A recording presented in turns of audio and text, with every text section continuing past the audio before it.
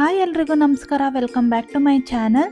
ಅವರೆಕಾಯಿ ಬಳಸಿ ನಾನು ಇನ್ನೊಂದು ರೆಸಿಪಿನ ನಿಮ್ಮ ಹತ್ರ ಶೇರ್ ಮಾಡ್ತಾ ಇದ್ದೀನಿ. ಅದೇನೆಂದರೆ ಮಟನ್ ಮಸಾಲ. ಅವರೆಕಾಯಿ ಹಾಕಿಬಿಟ್ಟು ಮಟನ್ ಮಸಾಲ ರೆಸಿಪಿನ ತೋರಿಸ್ತಾ ಇದ್ದೀನಿ. ತುಂಬಾ ಸಿಂಪಲ್, ಹಾಗೆ ಅಷ್ಟೇ ಟೇಸ್ಟಿಯಾಗಿರುತ್ತೆ. ನೀವು ಒಂದ್ಸರಿ ಟ್ರೈ ಮಾಡಿ, ತುಂಬ ಚೆನ್ನಾಗಿ ಬರುತ್ತೆ ಈ ರೆಸಿಪಿ. ನಾನಿಲ್ಲಿ 300 ಗ್ರಾಮ್ ಮಟನ್ ತೊಗೊಂಡಿದ್ದೀನಿ. ಅದು ಚೆನ್ನಾಗಿ ವಾಶ್ ಮಾಡಿ ಇಟ್ಕೊತಾ ಇದ್ದೀನಿ. ಇವಾಗ ಮಸಾಲೆ ರೆಡಿ ಮಾಡ್ಕೊಳ್ಳೋಣ. 1 ಟೀ ಸ್ಪೂನ್ ಆಗೋಷ್ಟು ಕಾಳು ಮೆಣಸು, ಒಂದು 3 ರಿಂದ 4 ಲವಂಗ, 1 ಇಂಚ್ ಆಗುವಷ್ಟು ಚಕ್ಕೆ ತೊಗೊಂಡಿದ್ದೀನಿ. ಹಾಗೆ 3 ರಿಂದ 4 ಬ್ಯಾಡಗಿ ಮೆಣಸಿನ್ಕಾಯಿ, ಹಾಗೆ ಒಂದು 3 ಗುಂಟೂರು ಮೆಣಸಿನ್ಕಾಯಿ. ಖಾರಕ್ಕೆ ಎಷ್ಟು ಬೇಕೋ ಅಷ್ಟು ನೋಡ್ಕೊಂಡು ಹಾಕ್ಕೊಳ್ಳಿ. ಹಾಗೆ 1 ಗೆಡ್ಡೆ ಆಗೋಷ್ಟು ಬೆಳ್ಳುಳ್ಳಿ, ಹಾಗೆ 1 ಇಂಚ್ ಅಷ್ಟು ಆಗೋಷ್ಟು ನಾವು ಶುಂಠಿ ತೊಗೊಂಡಿದ್ದೀನಿ.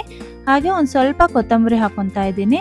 ಹಾಗೆ 1 ಮೀಡಿಯಮ್ ಸೈಜ್ ಈರುಳ್ಳಿನ ಫ್ರೈ ಮಾಡಿ ಹಾಕೊತಾ ಇದ್ದೀನಿ. ಇದನ್ನು ಚೆನ್ನಾಗಿ ನುಣ್ಣಗೆ ರುಬ್ಕೋಬೇಕಾಗತ್ತೆ. ನೋಡಿ, ಚೆನ್ನಾಗಿ ಬಂದಿದೆ ಅಲ್ವಾ ಕಲರು. ಇವಾಗ ಒಂದು ಕುಕ್ಕರಿಗೆ ಎಣ್ಣೆ ಹಾಕೊತಾ ಇದ್ದೀನಿ. ಎಣ್ಣೆ ಬಿಸಿ ಆದಮೇಲೆ ಒಂದು ಸ್ವಲ್ಪ ಮೆಣಸಿನ್ಕಾಯಿ ಹಾಕ್ಕೊಬೇಕಾಗತ್ತೆ. ಈ ರೆಸಿಪಿ ಮಟನ್ ಮಸಾಲ ಪೂರಿಗೆ, ಚಪಾತಿಗೆ, ಪರೋಟಾಗೆ, ದೋಸೆಗೆ, ಇಡ್ಲಿಗೆ ಯಾವುದಕ್ಕೆ ಬೇಕಾದರೂ ನೀವು ಕಾಂಬಿನೇಷನ್ ಮಾಡ್ಕೋಬೋದು. ಜೊತೆಗೆ ಗೀ ರೈಸಿಗೆ, ವೈಟ್ ರೈಸಿಗಂತೂ ತುಂಬಾ ಚೆನ್ನಾಗಿರುತ್ತೆ.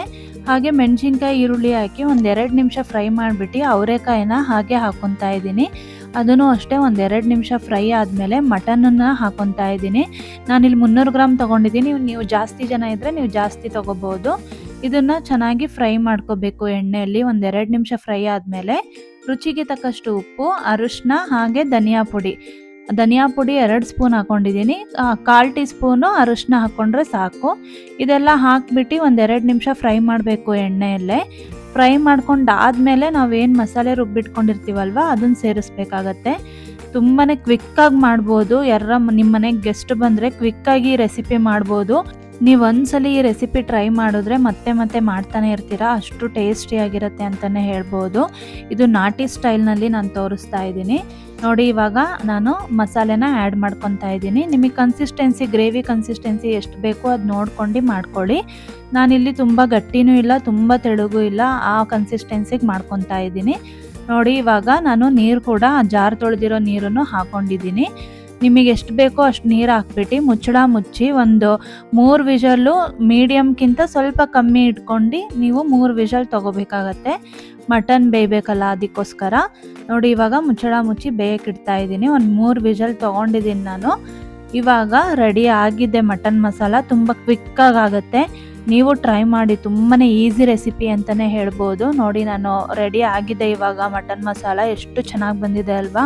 ಈ ಅವರೆಕಾಯಿ ಹಾಕಿ ಮಾಡೋದ್ರಿಂದ ಒಳ್ಳೆ ಫ್ಲೇವರ್ ಇರುತ್ತೆ. ಅದಕ್ಕೆ ಈಗ ಅವರೆಕಾಯಿ ಸೀಸನ್ ಆಗಿರೋದ್ರಿಂದ ಈ ರೆಸಿಪಿ ಒಂದ್ಸಲಿ ಟ್ರೈ ಮಾಡಿ, ತುಂಬಾ ಚೆನ್ನಾಗಿರುತ್ತೆ.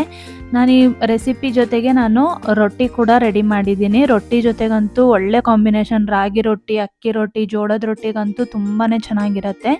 ನೀವು ಟ್ರೈ ಮಾಡಿ, ಈ ರೆಸಿಪಿ ಹೇಗೆ ಬಂದಿತ್ತು ಅಂತ ನನಗೆ ಕಮೆಂಟ್ ಮಾಡೋದನ್ನು ಮರಿಬೇಡಿ. ನಮ್ಮ ಚಾನಲ್ ಹೊಸದಾಗಿ ನೋಡ್ತಿದ್ರೆ ದಯವಿಟ್ಟು ಸಬ್ಸ್ಕ್ರೈಬ್ ಮಾಡಿಕೊಡಿ, ಹಾಗೆ ಬೆಲ್ ಬಟನ್ ಪ್ರೆಸ್ ಮಾಡಿ.